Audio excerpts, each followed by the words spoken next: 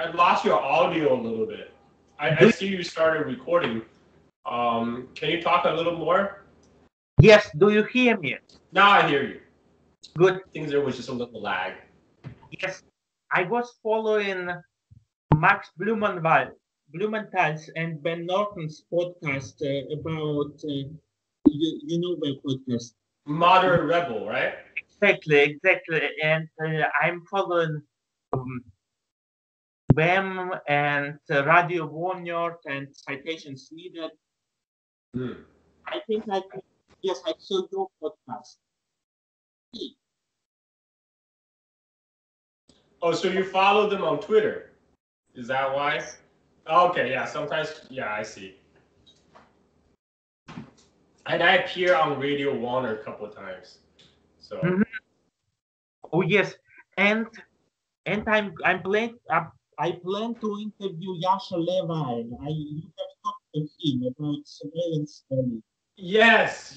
He's a great guest. I mean, like when I interview him, I didn't have to do much work. I just let him talk because he can talk for hours. I just Yes. go quiet. Oh yes, I oh um just oh my god. Okay. Huh. Yeah, take your time. Okay. I'm just No. gonna eat. Just huh. Um, okay. No, I'm recording. Okay. My name is Slava Silva. Welcome to Conversations with Slava. Today I'm talking to Kyle, co-founder and co-creator of Flash. Kyle, welcome. Hi, Slava. Nice to Hi, meet you.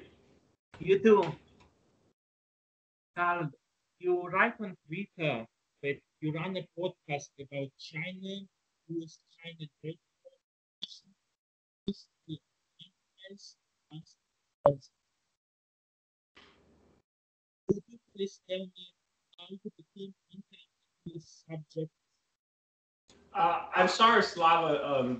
You're breaking up a little bit. Like your audio is a little bit low. Could you repeat the question? Yes. Okay, Do you much hear better. me now? Yes, much better, much better. Um, Carl, you write on your Twitter profile that Mm-hmm. you run a podcast about China, whose Yes. China Great Power competition, history of empires, past and present. Yes. Could you please explain how you became interested in this subject? Oh, I am Chinese. I was born and raised in China. I came to United States when I was 13 years old.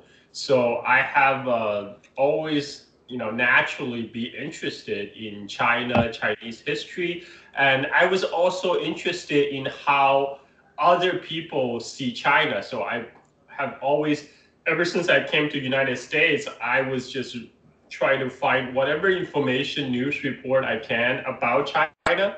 Now, mind you, this was 1990s, early 1990s. There was very few reporting on China back then. Like, there's like a small morsel, maybe Mhm. uh, once a month. And I will hunt these down, right? In New York Times, Washington Post, whatever. And one thing I realized as I was reading these news reports that somehow made their way into the Western media, what I realized is that the China that reported, the picture of China that presented to their Western audience is totally unrecognizable to me. A person who grew up in China, Yes. through most of the 80s, and I initially I chalk it up as okay, Westerners they just don't understand China, right? Yes. It's like okay, it's understandable, but I also delivered New York Times when I was in high school. That was kind of my side job. So I pick up the habit of reading New York Times every day, and even though at the time I thought the reporting on China is total crap, somehow I still believe them when they're reporting, say, like the Balkan War that was going on during that time, right? I just thought, okay, these Westerners, they don't understand China, but maybe they understand about Europe and Balkans, right? So I completely believed. I mean, I don't have any other point of reference back then. That was before the internet Mm-hmm. got big, right? So and uh, it's right around I think 2000, just before the Iraq War. That's when I realized, wait a minute. If the Western media don't get China, how do I know they really get Russia or Eastern Europe, right? And Yes. that's when I start following expat online magazine Exile, started by Mark Ames and John Dolan, aka Walnerd, and Matt Taibbi. It really opened up my eyes because what they report, because what they expose about Western media reporting on Russia Mm-hmm. is immediately familiar to me because that's how they report on China, right? They Mm-hmm. always report everything with a narrative. It's like a fake Yes. because Understand. everything everything in China, even like smallest thing about like kids going to kindergarten, they somehow always tie it back to communism, right? I mean, Mm-hmm. like somehow always tie it to Mao. Just like when they're doing the reporting on Russia, even though it's like 25 years after collapse of Soviet Union, they still try to tie everything back to the Soviet Union, right? So and that's when I realized, okay, the problem of the journalism in Western media is not limited to China. It's not that they don't understand China. They don't understand much of the world outside of the Western one. And like a lot of people, a lot of the journalists, they come with a lot of preconceived notions of of the countries they're reporting on, right? They, like I think I don't know what is your background, Slava. I was born in Russia, 1989, and I came to Germany in 2002. I have been living mostly here, but I also went to Great Britain and to Poland to study. But I'm staying in Hanover. So your experience is probably kind of similar to me because I came to United Yes. States when I was in 1990 when I was 13, Mm-hmm. and then what I realized is that growing up in China, most Chinese people know the news that the Chinese government put out in the Chinese state media is propaganda, right? Yes. People knew that is propaganda. So people take that news with a grain of salt. Like they treat it accordingly. And in fact, that people, when I was living in China in the 80s, people actively, even back then, even before the age of internet, people will seek out alternative news source. They always go to like Voice of America, BBC, that's when actually Voice America and BBC had a lot of credibility in China because at the time, uh, because people just assume that whatever news come off on the Chinese official media channels is propaganda. So they assume that the whatever is coming off on Voice of America and BBC is the exact opposite. They assume like that is the truth. That is not propaganda, right? But when I come to the West, what I realized is that because we supposedly have quote unquote free media here in the West, people take a lot of reporting in the news media at their face value, especially when you come to a foreign country. Because I mean, okay, in terms of domestic reporting, generally,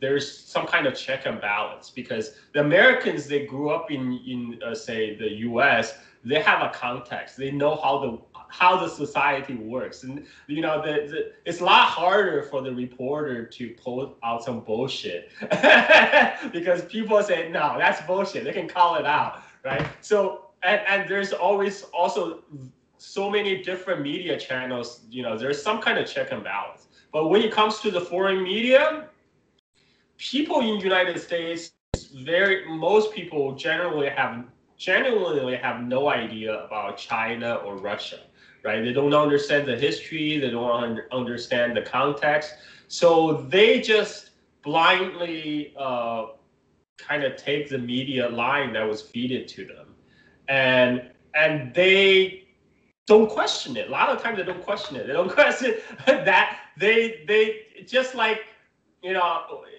on one hand, people in China and Russia, they knew their media is propaganda and they're skeptical about it. In the US, there's some kind of naivety among the news consumers in terms that they just believe whatever is reported in the news about China and Russia. And that's one thing that really bugged me for the longest time.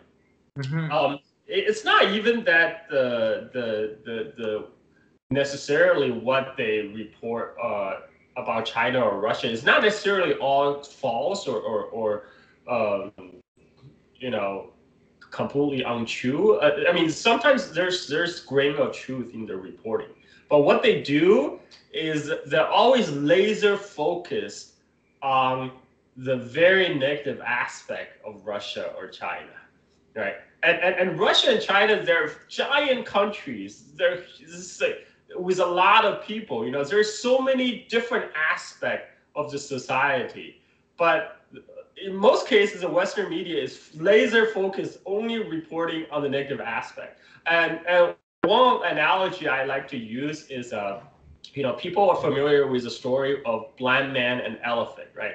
There were nine blind men. They're trying to fill up the elephant. So I like to say that China is like the elephant, right?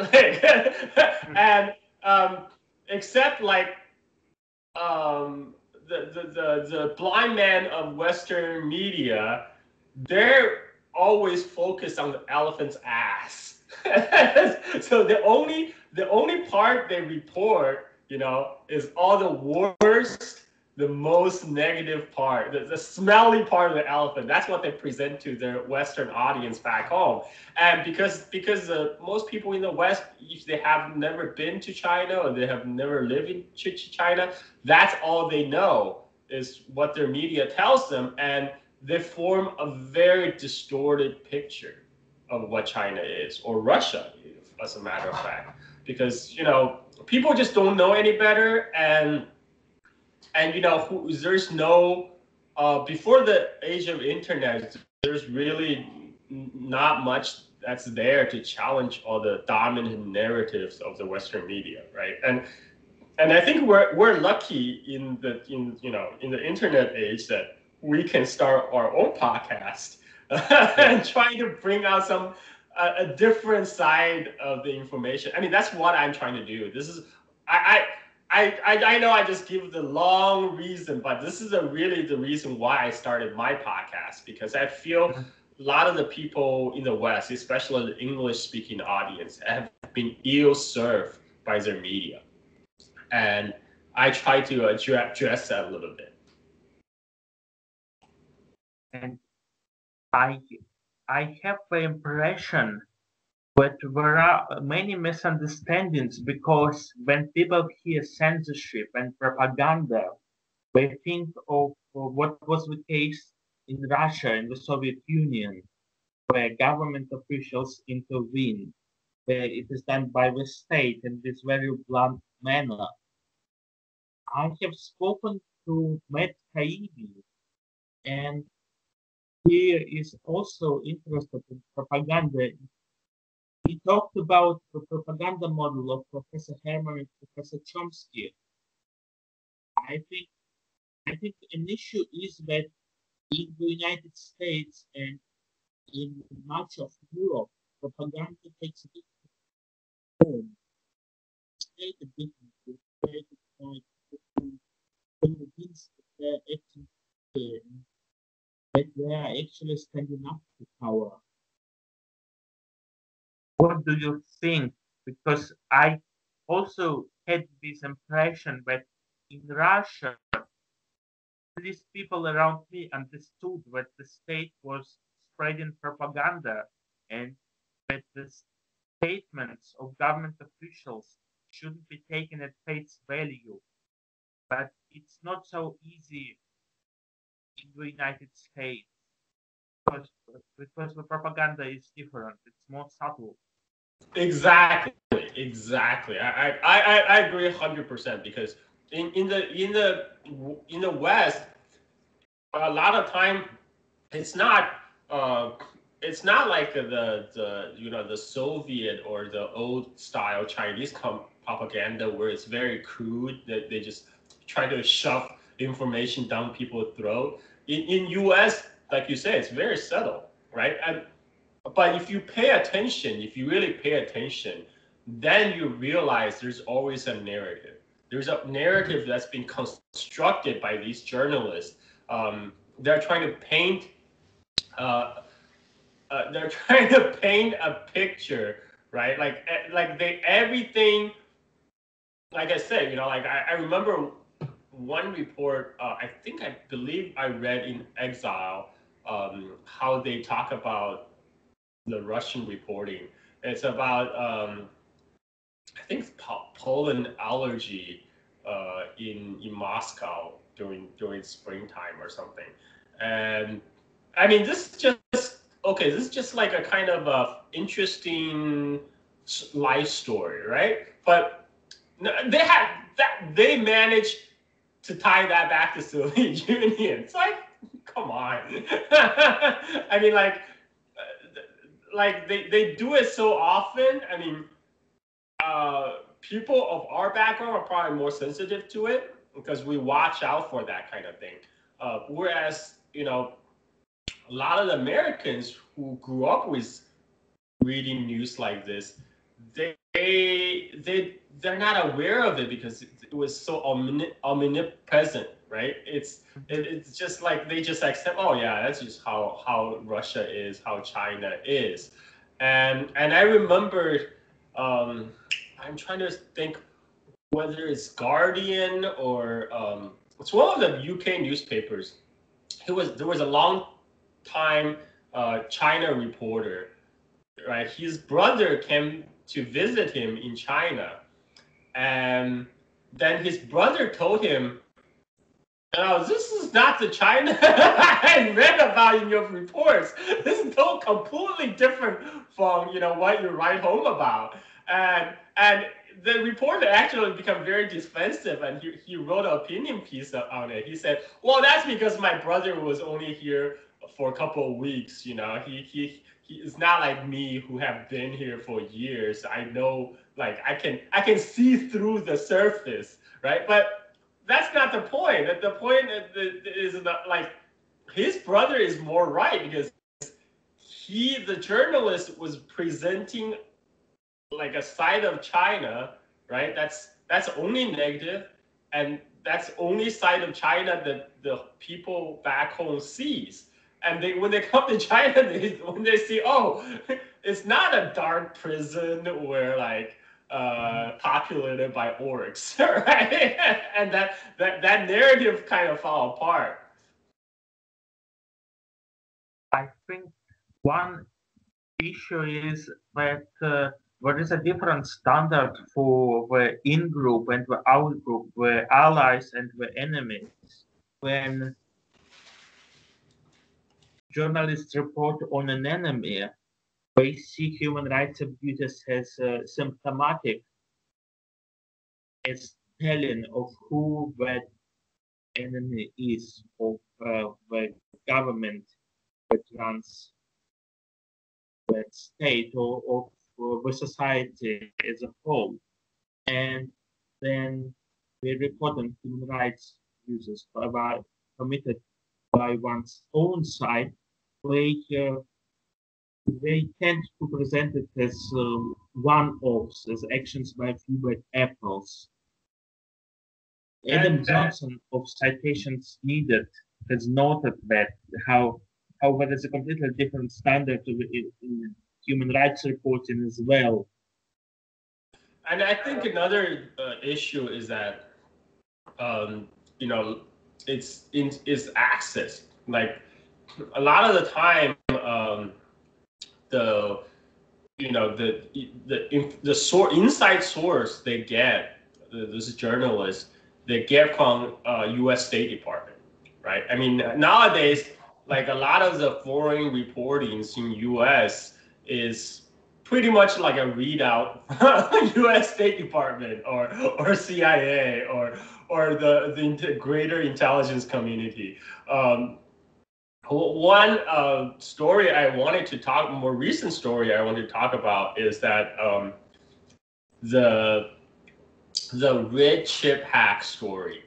So supposedly the Bloomberg broke out a story that China has compromised the security of Apple and Amazon by maliciously insert a chip um, onto one of the servers they manufacture for Apple and Amazon. And and it's a big story. I actually was surprised how widespread that story became because I was recently um, at a salsa mountain retreat where I go dancing with people of the salsa dancing community, right? And between the dancing sessions, I during breakfast I was talking to a bunch of girls, and they're just your average Americans. They're not very political, but somehow maybe because I'm Chinese, so the conversation turned into China, and some girl brought the story about the red chip hack, right? And I was like, damn, I did not know that story made such a wide run that we are actually discussing this in the mountains on a salsa dancing retreat. Um, but that's what people read. Most of the time, people just read the headlines, say, "Oh my God, okay, China Mhm. hacked the U.S. major U.S. companies' computers." But much later, in fact, actually, both Apple and Amazon issue a denial of the story. Both Apple and Amazon has said, Bloomberg reporter have reached out to us about this possible story, and we, through our own investigation, this is not true. There was no there was no such chip. There was no such compromise of our security, and in the in the Bloomberg story itself, the journalist just basically quoted anonymous quote unquote U.S. intelligence officials, right? I mean, that's how a lot of the stories are being planted in the media nowadays. It's just they just quote some anonymous U.S. intelligence officials who tell them about some big story on Russia spying or China spying, and even if there's like uh, people like say like the Apple and Amazon issuing denial later, it doesn't really matter. The message was already out there. People already got into their head. Oh my God, China is fine, Russia is fine. They're attacking us, right? They're a threat to our privacy or Mhm. security. Um, and and like Yes. yeah, and like there's not much critical. I mean, I just don't see any kind of critical analysis anymore in the U.S. media reporting on foreign affairs. I mean, Yes. that's sad but true. What you are describing, the use of sources that are often connected to the State Department and that are therefore easier to access. This is all also something familiar from Professor Herman's and Professor Chomsky's book, which fits, I think, quite well. And uh, just today, I came across a story on CNN by an analyst, James Griffiths. China is exporting the Great Firewall as internet freedom declines around the world. And it is presented as if China and other non-Western states, that they crack down on freedom of information online, while the West is in favor of liberty and freedom in the internet. And it presents US role as defensive. It claims that the United States, when it limits internet access, is doing so in order to fight off an intrusion from those other states that meddle, and it shows a very straightforward picture of the free West versus those other unfree countries, authoritarian countries. Do I understand it correctly that you would like to enlighten people, that you would like to educate in a way with your podcast, that you want to go beyond this typical framework of reporting on China and Russia? And I have seen you address other topics in the past. You have an episode on the rise of Sasanian Persian Empire. You have an episode on the Opium War and non-Chinese Revolution, May 4th movement, and the Japanese leftist students movements. But you also talk about current events such as the Syrian war, the China-North Korea relations. You just had an episode on the Brazilian election. So how do you see your role as a person who enlightens, who lifts the veil, who helps people form what Professor Chomsky calls an intellectual self-defense?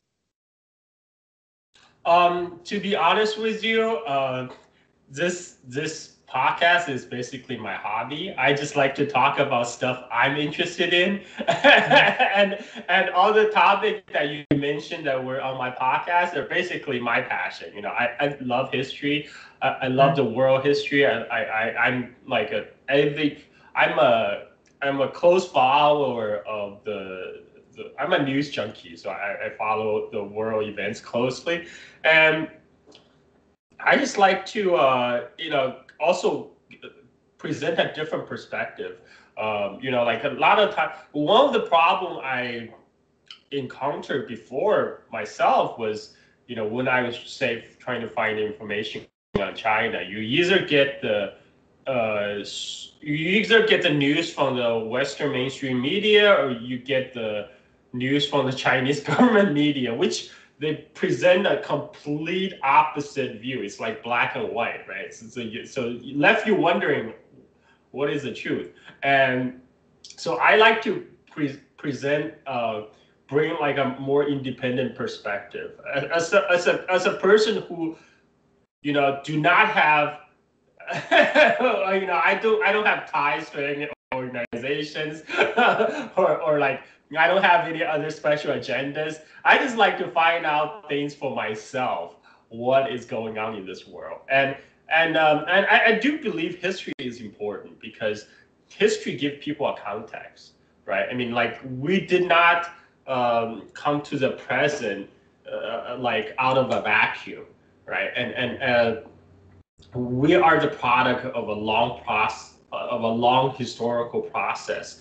And the reason I besides the fact that I'm just a history nerd, is also I wanted to give people a more of a historical context that leading to the present day event. I think by helping them to understand the past, they can help a little bit. They can understand a little bit better how we got here, where we are today.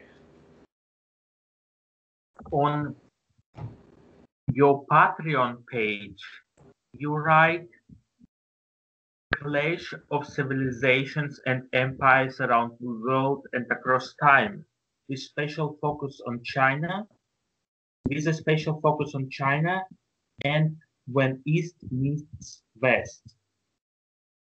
When you and your co-host Nathan Mayers Hale, when you were working on this podcast, why have you chosen the term? Why have you chosen the term clash? And on your Patreon page, you are using a collage with two weapons crossed with different colors, with white, red, and black. What kind of clash is it? Is it the kind of clash of civilization Samuel Huntington was thinking about? And is it a violent clash? Is it even fair to speak that there is really a single East and a single West? Why? I was really wondering about the weapons because it implies in the end war. Well, to be honest, we just thought Clash is a cool name. We're just trying to come up with a marketing name for our podcast. And because a lot of what I personally is interested in is because I'm a person of both cultures. I grew up in China and now I live in the West. So one of my personal interests is to see the interaction of different cultures when they come into contact with each other. And I think it's much more relevant today because I think we are in the early phase of Cold War 2.0 right now. I mean, when we look back, I don't know, 20 years from now, we'll probably think that time from 1990 to 2018 is kind of like the intermission, the intermission between the Cold War, because right now we are I mean, we already talked about it. The U.S. has really ratcheted up the rhetorics against China and Russia, and and that's deliberate too, because like it's hard to convince the public that it's really a vital U.S. interest to say send warship into South China Sea, thousands of miles from U.S. homeland, or send troops, have whole NATO exercise on the border of Russia, right? But you can.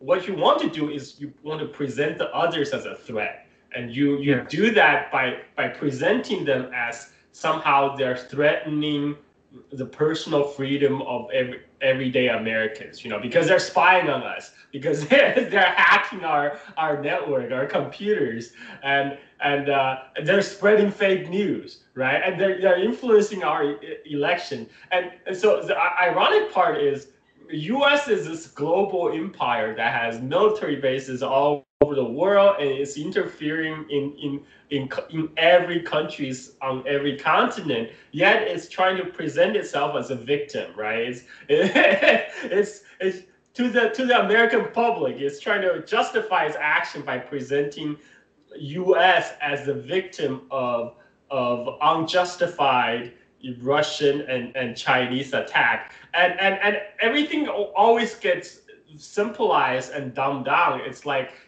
right after 9/11, right? They say, oh, why do they hate us?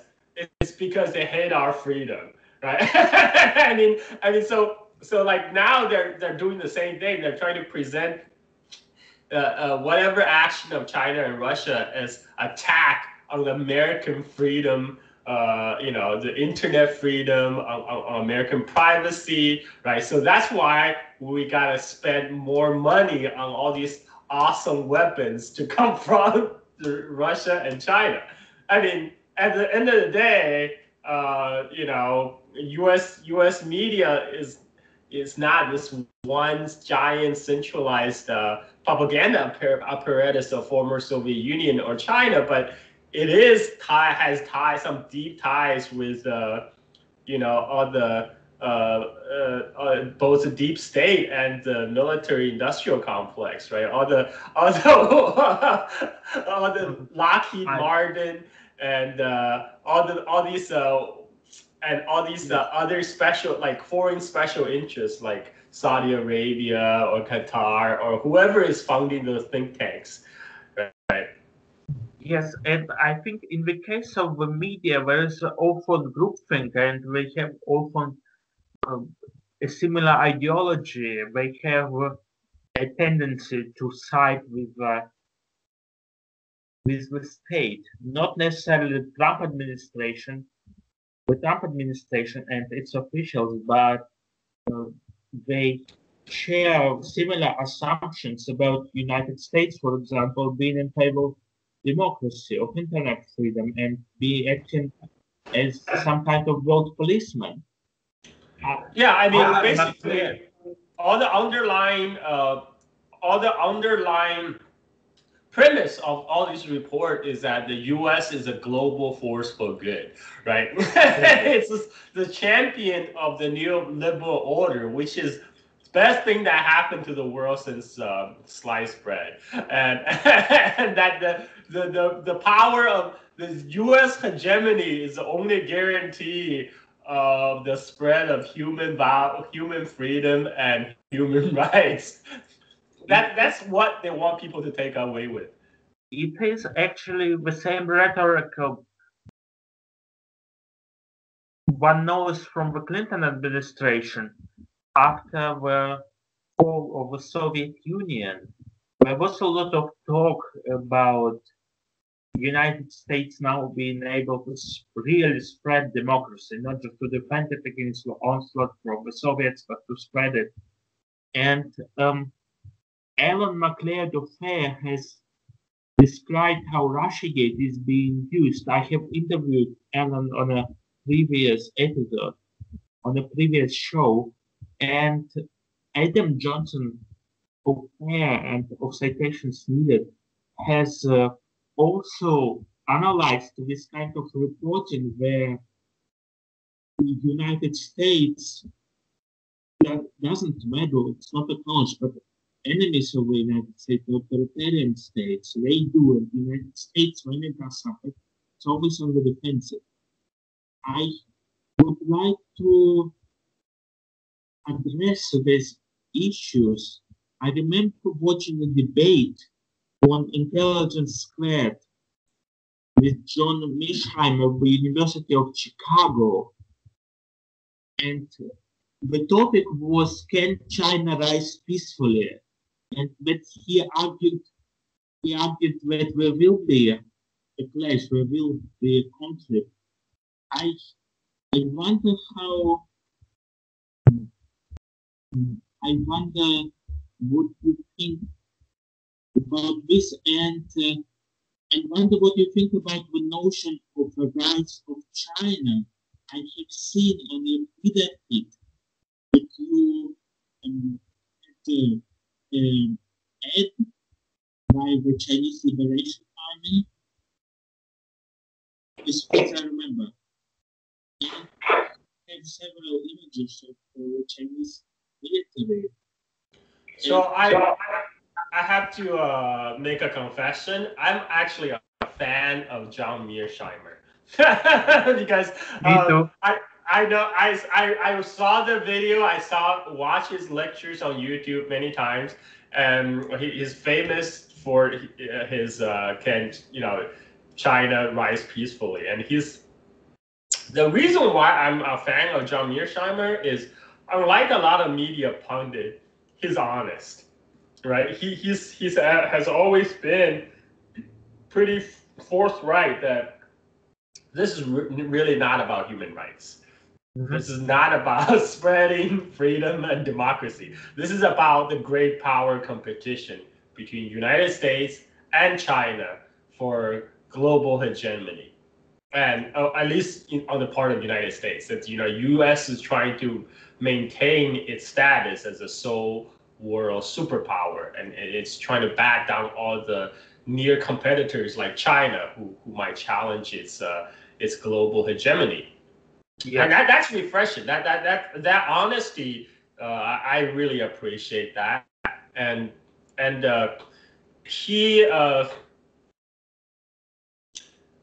we don't that his view is actually not being reported on the U.S. media a lot. I mean, he often gets invited as guests, but his theme that it's really about the great power competition, that was not being sold to the American audience because Well, I, I think that it has been acknowledged by the Pentagon that the focus now shifts from international terrorism,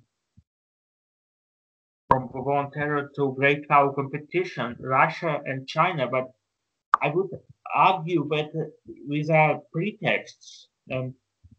I wanted to ask your opinion whether is there really great power competition, because there is a lot of reasons for U.S. media and for the U.S. government and allied governments to claim that most other states, that Russia and China, are serious threats when domestically and to their neighbors of those states and to the population of those states. Just recently, I have come across several articles. There was in January of this year a, a report on NBC News. This tourism brings Russian baby boom to Miami. And they also had a reference to China. The argument went that this expecting mothers come to the United States so their children can have US citizenship. I had the impression that the point was to show how we believe in this order, we believe in laws. And when there are people from countries which the US State Department just happens not to like, which do not respect our laws. And I have also seen on Intelligence Squared criticism of the Chinese government subsidizing Chinese companies. At the same time, there was a hearing of the House Panel Select Committee on Intelligence. It was discussed by Lee Pen, which conducted tonight, Russia Today, a hearing with Representative S and Representative C, and they talked about how China is trying to expand how it has increased military capabilities, increased economic might, how it is using propaganda abroad, even though it is just one military base, I believe in Djibouti. And even though I have seen that the Chinese military budget is clearly lower than that of the United States, it's rather big, but it is almost 3 times lower.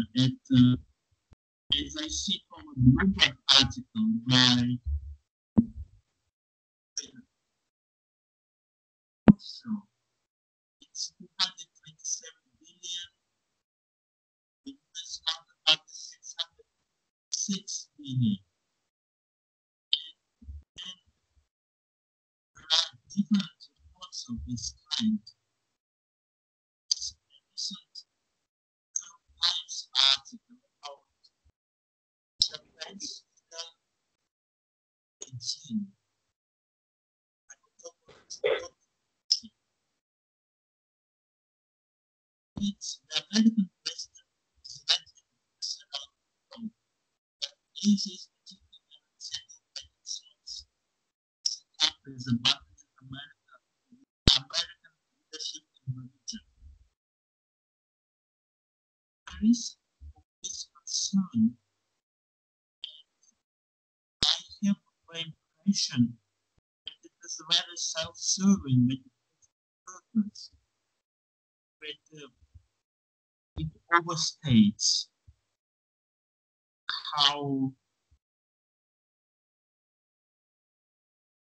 significant Chinese influence is, even though it is true that China has contacts with, for example, the Russian Federation, and give it the right to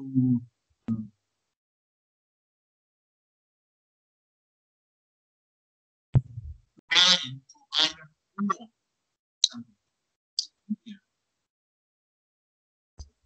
So it has now ties to Venezuela.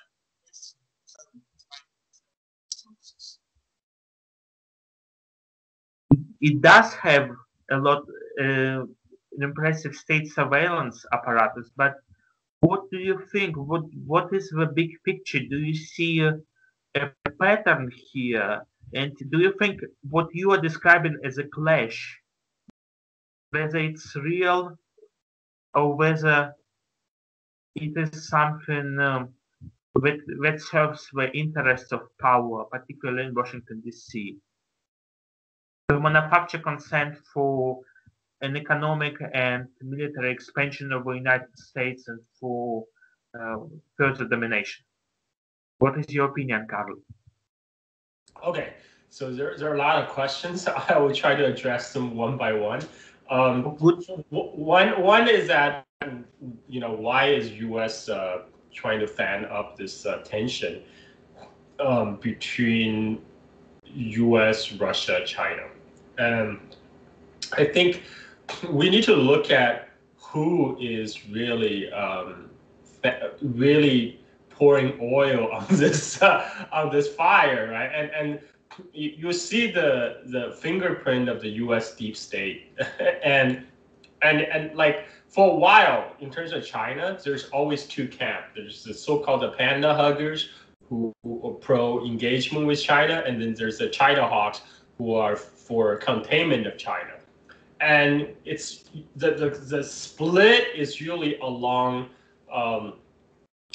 whether you work in the U.S. military or you are part of the U.S. business people. And for the longest time, there's U.S. business has been very gung ho about going to the Chinese market to make money, right? So they're the pro engagement camp. But on the U.S. military side, the attitude is entirely opposite. They have always been promoting China as a big threat, and since Trump has come to power, it actually happened before Trump. It happened during Obama administration. It looks like the U.S. military is having a larger and larger say in the U.S. foreign policy. To the point that it kind of overwhelms the other voice from the business community. And the reason for U.S. military to hype the China threat is very simple. I mean, ever since collapse of Soviet Union in 1990, in the 90s, and U.S. military has been seeking another boogeyman to replace the Soviet Union. And they zero on China because in the 90s, Russia was going through a very hard time. It's during the Yeltsin years, and so Russia didn't look like a threat at that time. In fact, there's a famous role-playing game that came out in the 90s.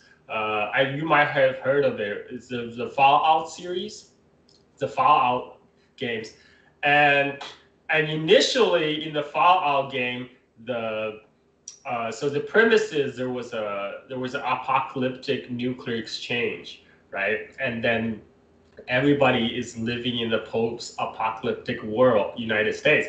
But the Great War in the game was presented as happened between China and United States. And the reason for that is the game came out right after the collapse of the Soviet Union.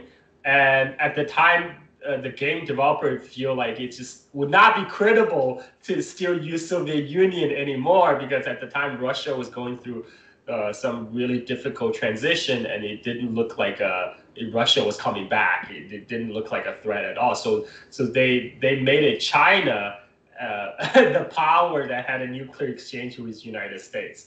And United States military has been doing the same thing since the 90s. They try to hype up this China threat to to justify the continuous spending on all these wonderful weapon programs that we have.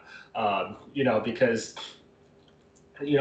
suddenly after the end of the Cold War, there's some question. Some people might be wondering, why do we need to have spending all these billions of dollars on weapon research, right? Why do we need F-35 to fight who, right? But U.S. military was designed not to fight like guerrilla, like counterinsurgencies like Iraq or Afghanistan, but U.S. military has been designed since World War II to fight like a World War II like big conventional wars, and for a long time its enemy target was Soviet Union, right? But now with the Soviet Union gone, right, they felt the next logical target or the next logical boogeyman will be China. But for about a decade, from 1990, I say up to 2008, China was still developing. It was in no way or shape was at the same level of power that Soviet Union ever had in the world stage. But that started to change after late 2000s as the Chinese economy continued to take off. So now we're at a point where China is poised to overtake the US GDP in near future. And go ahead. Carl, I understand what you mean, and I have seen the numbers, and China's GDP has been rising at a fast rate, but it might have slowed recently. But what strikes me is that there is a significant difference between the GDP per capita for China. I see here the number for the year 2017. The sources World Bank. It is $8,826, and for the United States, it's also the World Bank. It's $59,531. I realize that the World Bank could be considered biased, but if taken as GDP per capita, what is still a significant difference? The important part is GDP per capita, right? Because right now the important part in terms of military power is the total GDP number. And if you look at the total GDP number, the Chinese GDP is the second largest economy in the world. It's just below that of United States, and it's still growing despite the current slowdown. It's still growing faster than the U.S. economic growth rate. So it's just a matter of time that the Chinese economy will overtake the U.S. economy as the number one economic power in the world. And and also the perception is very important, because before 2008 Chinese Olympics, many people's perception of China still linger, if not in the 19th century, but at least in like 1950, like Mao era, right? Before people think of China, they think bicycles and Mao suits, and what 2008 Olympics did is suddenly, in everybody's, in every U.S. household, they could see the amazing change that happened in China, and people are suddenly there's a sea shift in terms of attitude or perception of China among the Americans as well. And China was no longer seen as this backward and poor peasant country that it was. And so actually that just made the job a lot easier for the US military to sell this China threat story. And for the I mean this this trajectory that we're currently on between the clash between China and United States was actually set before the Trump presidency. It was started in the early Obama years when Hillary Clinton was the Secretary of State, right? That's when she first proposed the pivot to Asia, right? The rebalancing, and that's when suddenly there's a big focus on the South China Sea, and suddenly we see all we see the U.S. freedom of navigation patrols in the South China Sea, and like you said, because U.S. military really don't like wars like in Iraq or in Afghanistan. They don't like to be involved in counterinsurgency wars, because counterinsurgency wars, they're kind of nasty. They're not, in their mind, not ideal for what the U.S. military is designed for. Because U.S. military is designed for fighting big conventional wars with high budget military hardware like F-35s. But is it fair to say that it has evolved, and is it really about fighting wars, or is it to a certain extent about military contractors getting bigger contracts and the executives and their friends in high places, the politicians getting more money, just so with weapons can stand around, and not really about fighting the war, but about, at the very least, about domestic economic needs and about war profiteering, basically. What do you think? The F-32 program, as far as I understand, it's not an effective weapon.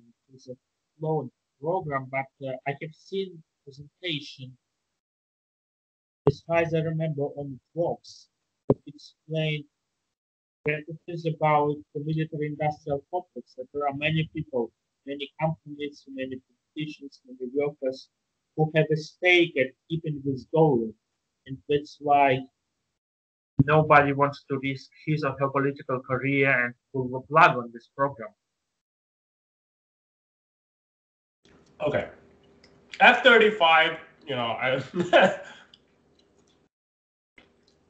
if you look at the current U.S. military engagement in Afghanistan and Iraq and Syria, there's no justification for F-35. A-10 could just do us a good job. And in fact, that the first F-35 mission that was so hyped was to bomb a stationary Taliban target in Afghanistan. I mean, any other plane can do that job, but F-35 is a very damn expensive plane, right? And I mean, it's just ridiculous to use such high-tech, expensive plane to bomb some Taliban hideout in the mountains in Afghanistan, right? But whereas now, if you say we are facing a rising China that needs to be contained, it sounds a lot more reasonable, right? And also the goal of U.S. Navy, let's not forget, is to have 355 ships Navy, right? And and U.S. Navy commander is on record of saying, while testifying, that if he had his way, he would have the whole Pacific paved with the U.S. ships from LA to Japan, right? I mean, Where? What is the source for this number? You said 350, or how many ships? 355. That's a goal of U.S. Navy to have 355 warship Navy. How can one possibly come up with a specific number and go I for what? have no idea. There's somebody writing policy paper in one of the think tanks that thought that was a magic number, and that has been the number that's been circling around, and it doesn't really mean that necessarily that U.S. really won a war. In fact, the U.S. probably does not want a war. I mean, people must be deluding themselves to think like a real big war breaking out between China and United States would not go nuclear in 5 minutes, right? But whereas just ratcheting up the tension, you can continually justify military spending that benefits everybody. I mean, everybody in the military establishment, all the defense contractors, all the defense contractor who is funding all the think tanks, who is pumping out all these policy papers on why we should contain China in South China Sea. I mean, it's a very incestuous circle. And with think tanks. Yeah, yeah. I mean, and those are the so-called experts who are being present in the U.S. Mainstream media. They're the ones who often quote it, right? And so if you talk to average American people, actually most American people probably don't have real beef with China or the Chinese. I mean, average American people, just like most people everywhere else around the world, they just want to live their life, to enjoy, but the U.S. policy is not set by the average Americans, right? It's been currently the U.S. foreign policy is basically coming straight out of Pentagon. The U.S. military has, for the past, I say 20 years, had the dominant say on the U.S. foreign policy, even over the voice of that of U.S. State Department. And if you look at ever since Iraq War, that has been the case. General Mattis, Secretary Pompeo, they have the military and intelligence background, and Mehdi Hassan for the Intercept has written about the enormous influence of military officials like such as General Kelly on the Trump White House, in the Trump White House indeed. What I'm thinking about is that the supposed threat from China also justifies manufacturing consent, and not just for more military expenditures, not just for external actions, external moves, but also justifies silence and dissent, justifies asking the grip on dissident opinion. I came across an article about Joe Lieberman saying that it is important to control the internet against foreign interference, and this fake news panic. It serves to purge. It's happened quite recently. Anti-war, anti-police brutality accounts from the social media, from services like Facebook and Twitter. And there's this posture where the United States is defending itself, and so effectively it has to do these things. And there are also those cases of alleged Russian spies. What what what's the reaction to your work? I remember when the World Cup, football World Cup, soccer World Cup took place in Russia. Many people had positive experiences there, and they presented a different picture of Russia, something that the political establishment didn't like.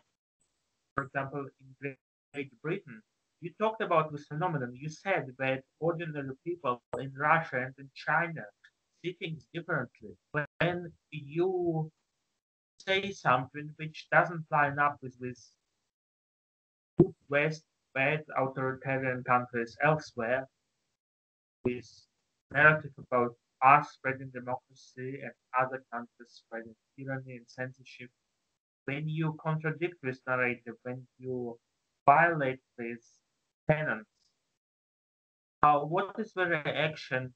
Have you engaged in debates?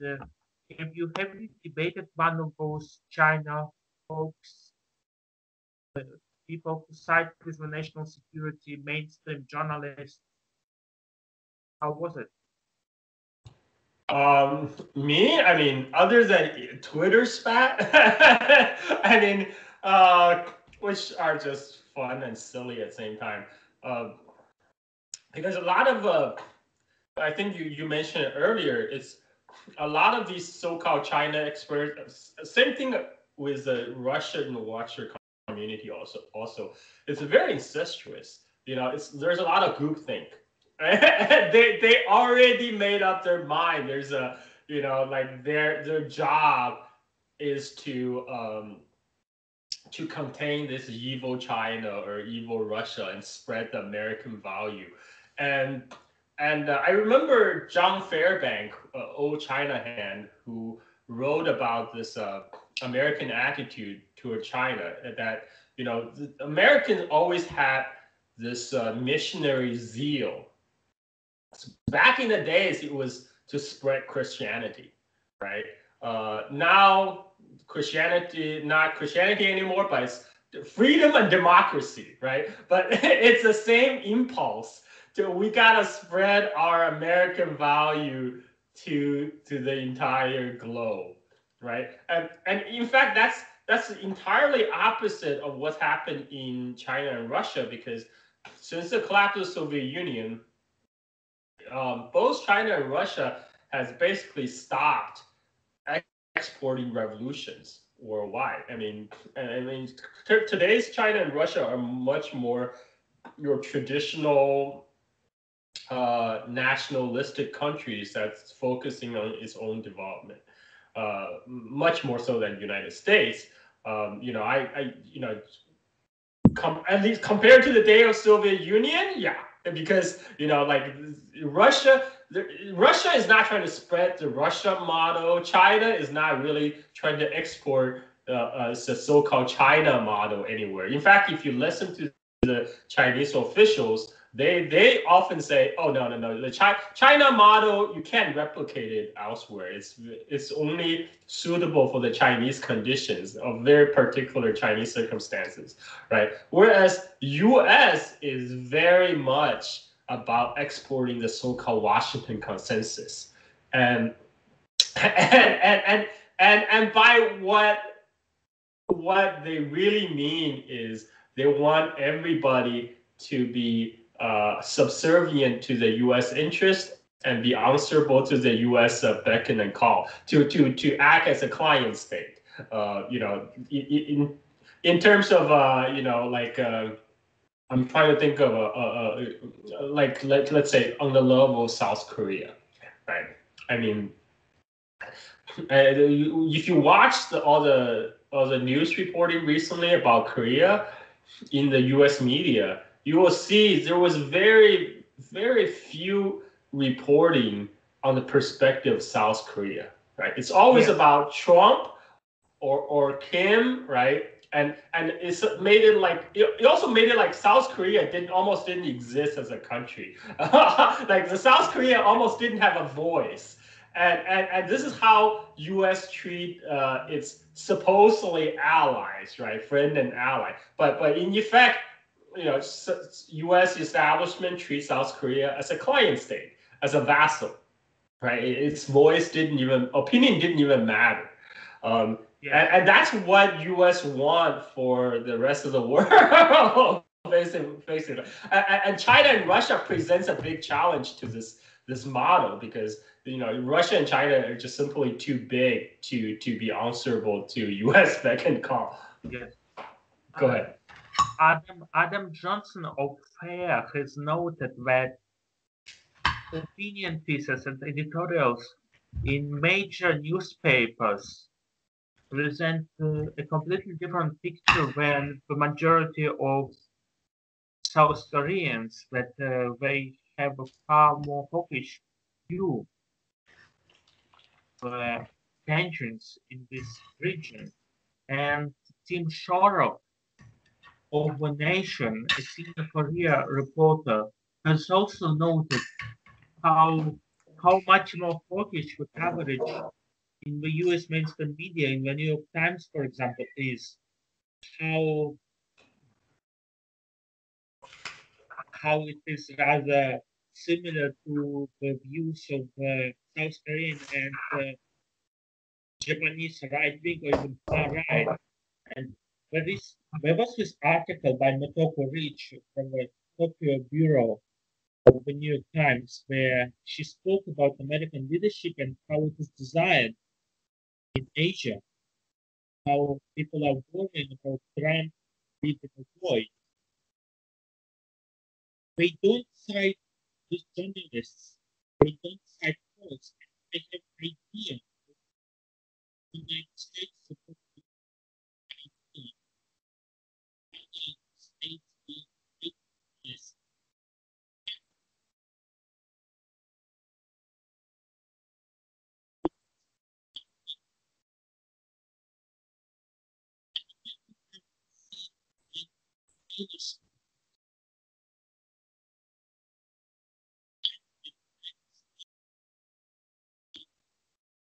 President Bush spreading democracy is like Columbus spreading Christianity. You mentioned the Washington Consensus. I think it's really about economic and political mind. It's not about ideas. Otherwise, the United States would be supporting Saudi Arabia. And I think it's the same with China and Russia. I doubt it was really about exporting revolution. So exporting it is a way to weaken one's enemies. Maybe in that sense. But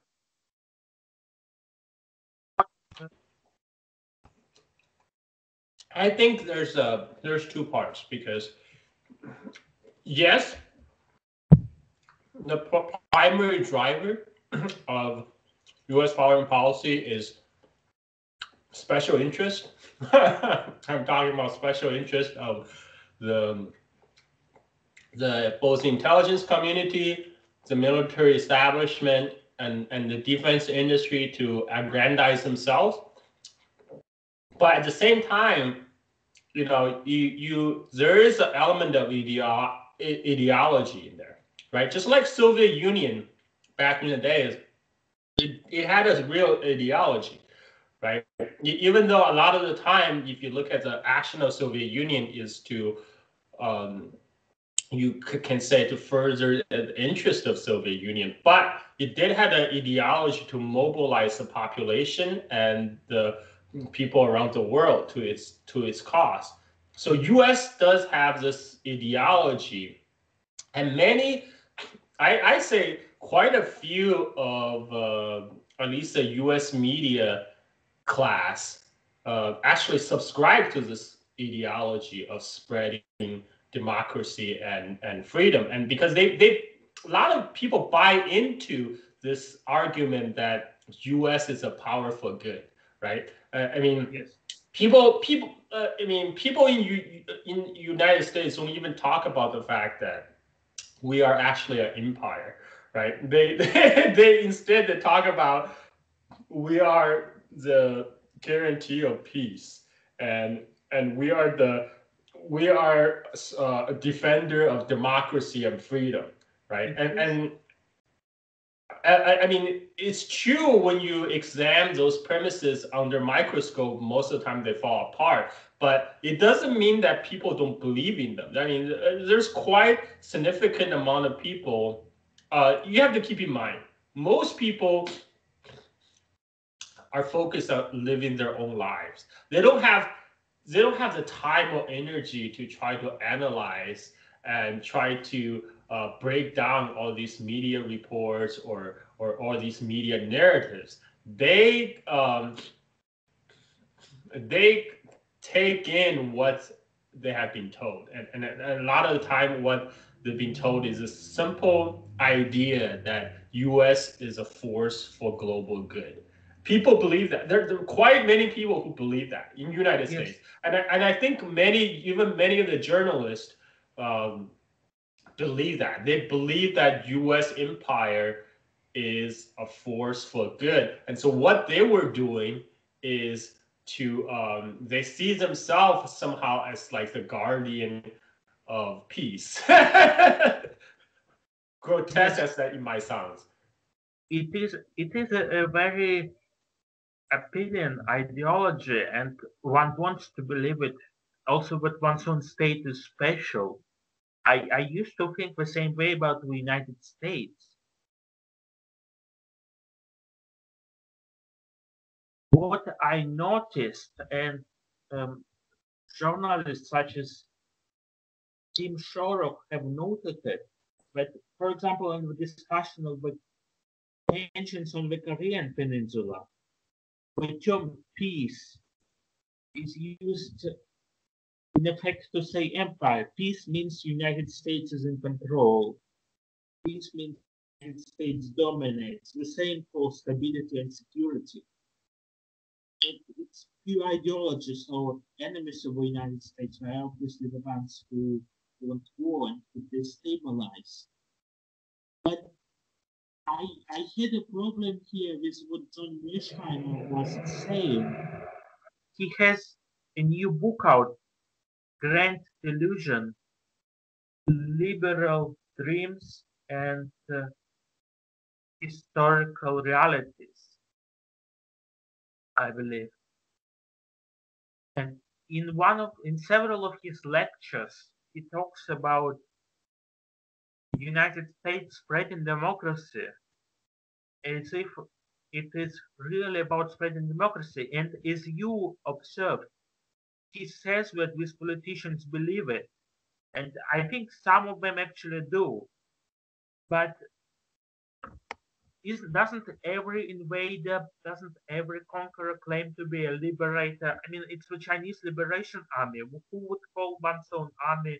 And nobody would call one's own army a liberation army. No one, unless we want to be attacked, would openly say that one is aggressive and hostile.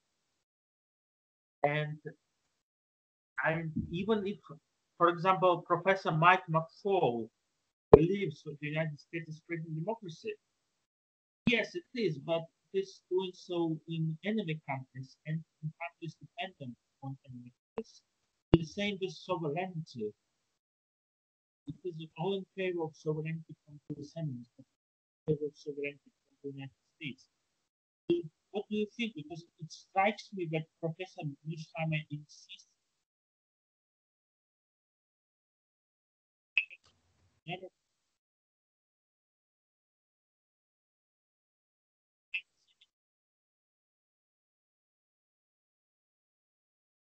Well, it's just my observation. Have been living in the United States for over 28 years.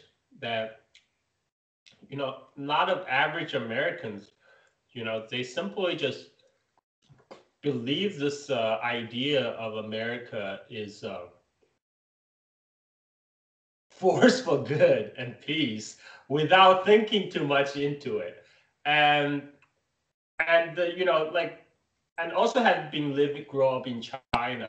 I would say places like China and Russia today are a lot more less ideological than United States, right? Because China, there's like nobody in China and Russia are thinking about exporting revolution abroad anymore, right? Mostly their focus, uh, their own internal affairs, right? They may be thinking about how to maximize uh, interest of China or Russia, which is a lot more realistic view than the view of the American ideology, which is that it is necessary to spread the American value across the globe. That's the only way to guarantee peace, right? That's the you know that ideology is very much alive in U.S. I mean, that's how people think, literally, and even these elites who are making policies, who are writing opinion pieces in New York Times, that's how they think. I mean, it's amazing, but that's the way it is, and I think it's part of that American heritage as the Puritans, descendants of Puritans, that missionary zeal to spread the gospel, right? Except the gospel is not Christianity anymore; it's freedom and democracy. Yes, I have been following Russian media, and I I know that there are some narratives, there are some arguments, for example, in regard to Russian activities in Syria and in Ukraine, and there is a state propaganda apparatus. In Russia, there are some independent radio channels, for example, and newspapers. So it's not a complete breakdown on dissent, even though there are many cases that journalists ask needed, then it's also like when we have this narrative of Scottish revolution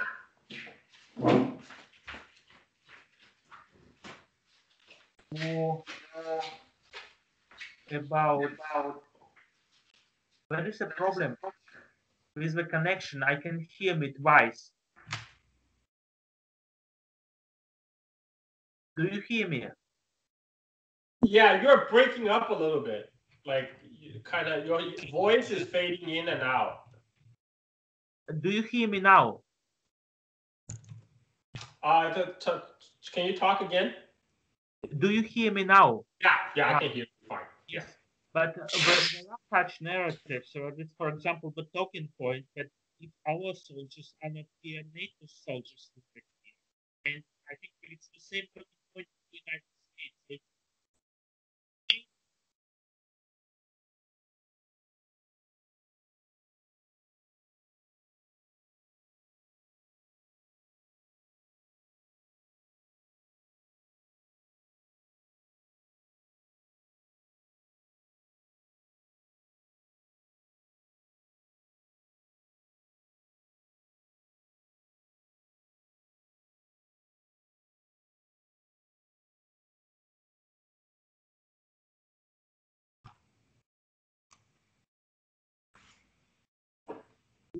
This different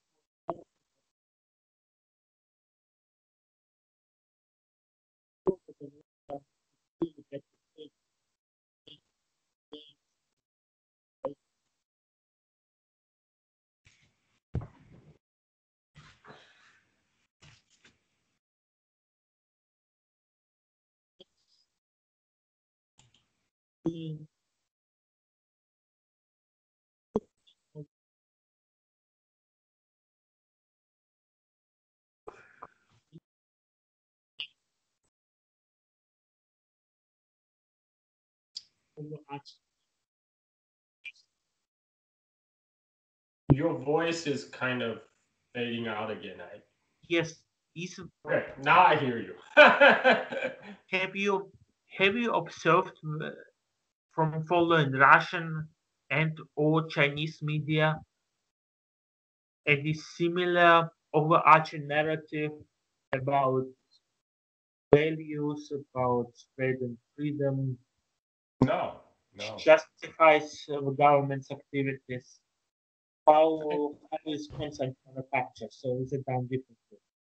I mean, if anything, it's the opposite because, the common narrative in China is actually that uh, in order to preserve stability, sometimes you need to sacrifice freedom, Yes.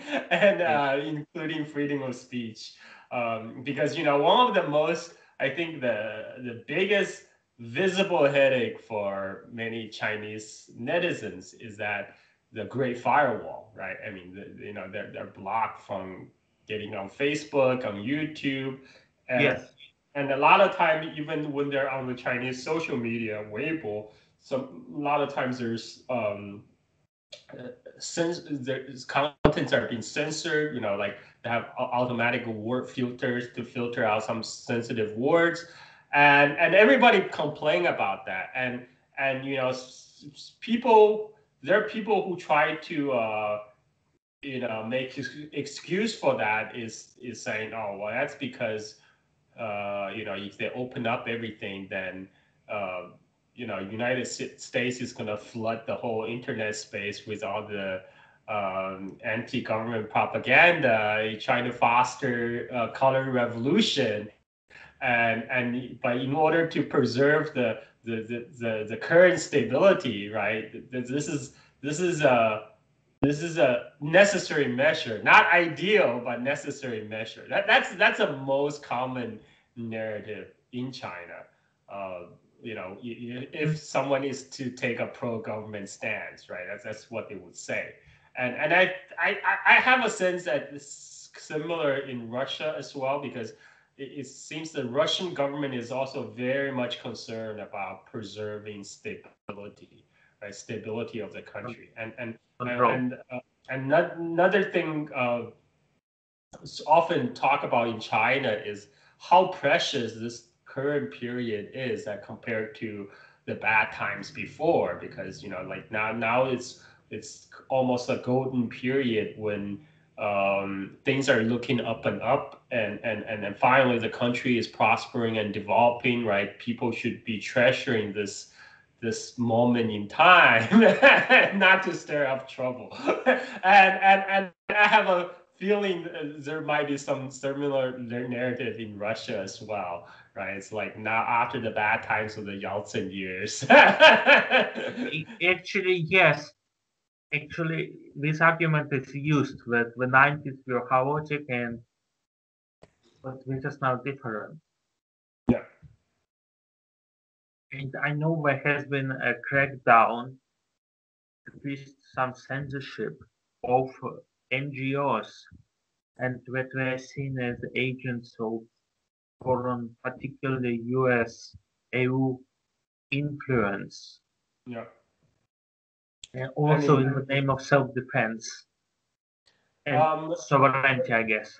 you need to bring interview Yasha Levine, because in his book Surveillance Valley, he made a good case for U.S. government actually knew that all these things that it does, like fostering color revolution, using internet to effect regime change, get government of China and Russia really nervous, and it pushes the government of China and Russia to actually crack down harder, and that's a new argument I have heard. So it's interesting argument. You should interview him about that. It's Yes, quite good.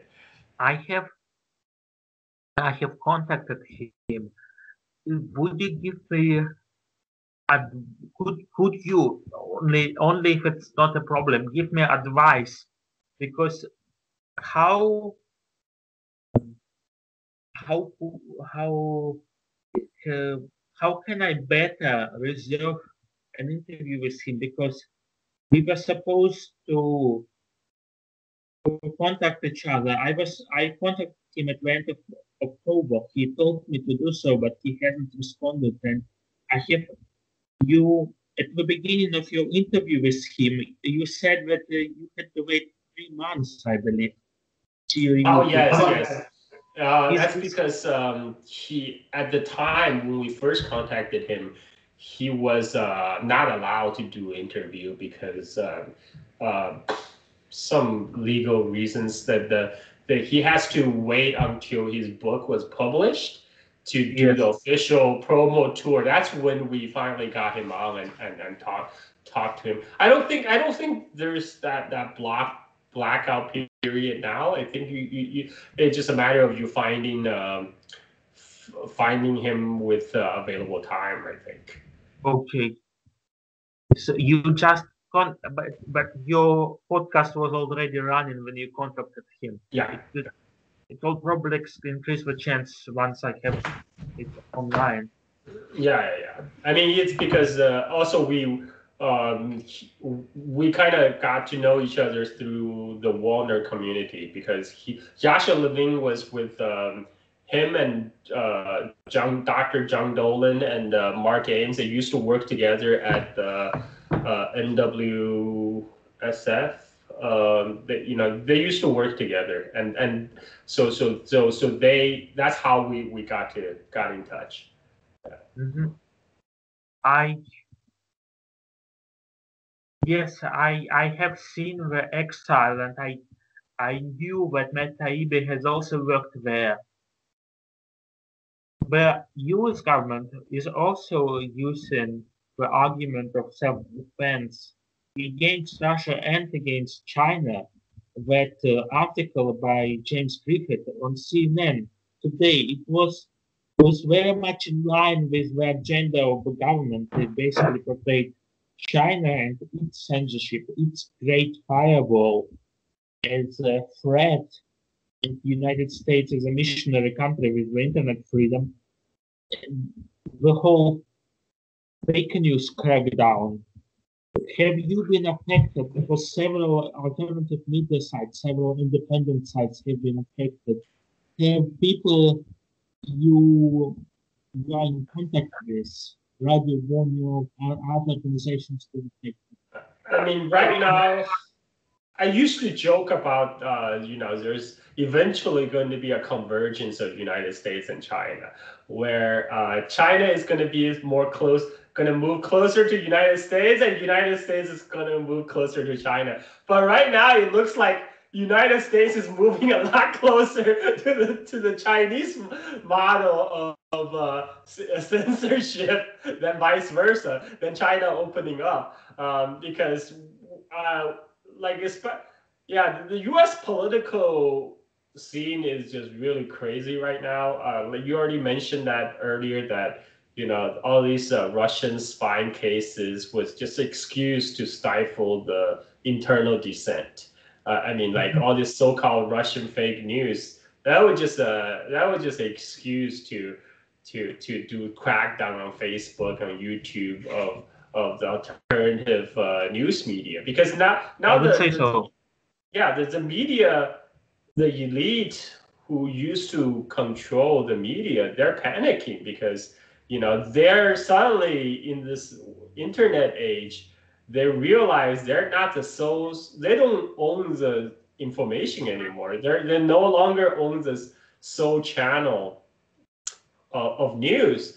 And so instead, what they do is pressure all these basically media monopolies like Facebook and YouTube to crack down on their behalf. Because at the end of the day, I they're would all in bed with each other. I would argue that they definitely play alone mainstream media such as CNN do. And the people at the top of these organizations which are often funded by, which are often owned, even not just funded, by military contractors, by weapons manufacturers, where executives are often in good standing with the political leadership, Hmm. politicians. So yes, they are buddies. Yeah. I don't, I don't think it comes. I'm not sure whether it really comes from a media themselves, from CNN itself, but they definitely don't have a problem with it. Yeah, yeah, and now, I mean, it's I think with also the last election that's when the it kind of burst the bubble of the U.S. political and media elite that they don't own the narrative anymore.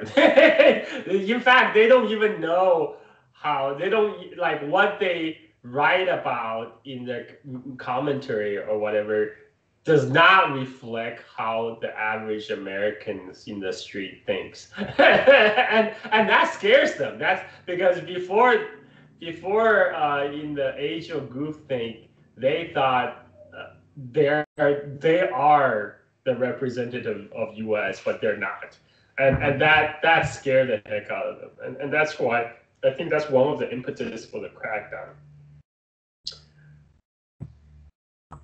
In the movie Manufacturing Consent about Professor Herman's and Professor Chomsky's work, Professor Chomsky points out how um, impressive it was that so many people agreed with his and Mr. Herman's work because it's not what people see on TV, it's not what people see on mainstream media. They on their own form with dissident opinions, form with opinions not in line with the political establishment. And I was surprised because I I am again encountering the person who agrees with me on so much. I found when we were talking just recently, I expect there would be disagreement, but I agree with you on so much you say. And yes, and this is what I talked about with Matt Taibbi and what I talked about with Alan McLeod and what Adam Jones talks about. We didn't meet, we didn't watch the same broadcast on CNN, but we have similar ideas, we have similar understanding of what is, how it works China, Russia, and how it works in the United States. We didn't have to communicate. It's a small vote, and I think that's what worries media companies and the government that people listen.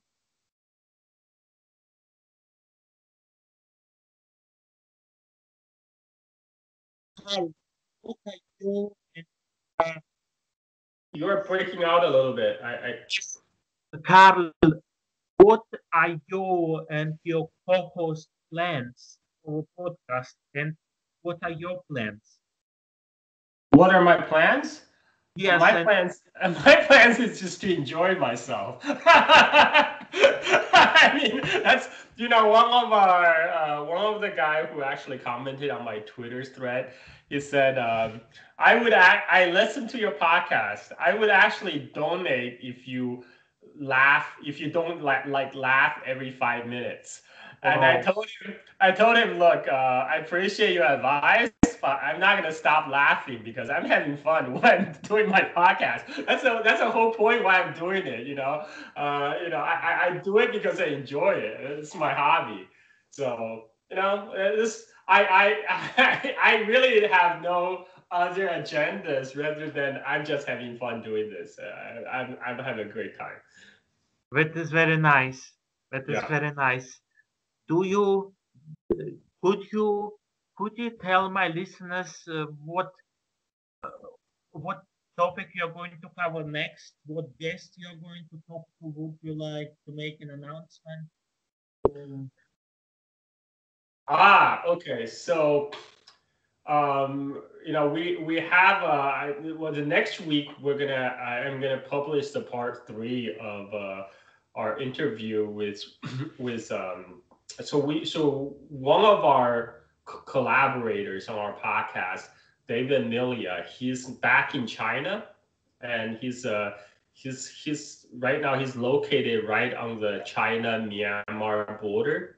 It's a very special place, and he's been posting a lot of images of his daily life. So I'm having him back to talk about his life on the China-Myanmar border.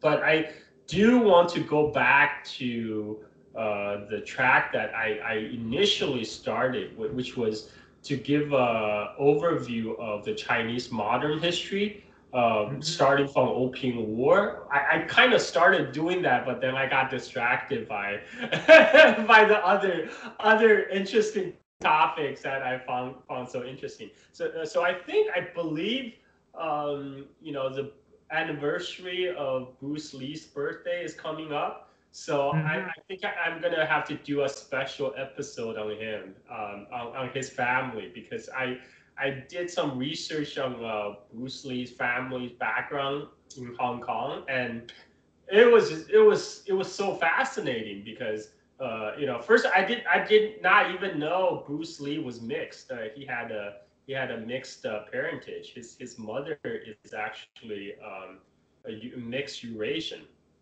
and so I did some research into his mother's family, and it turns out that this was a very prominent family in Hong Kong.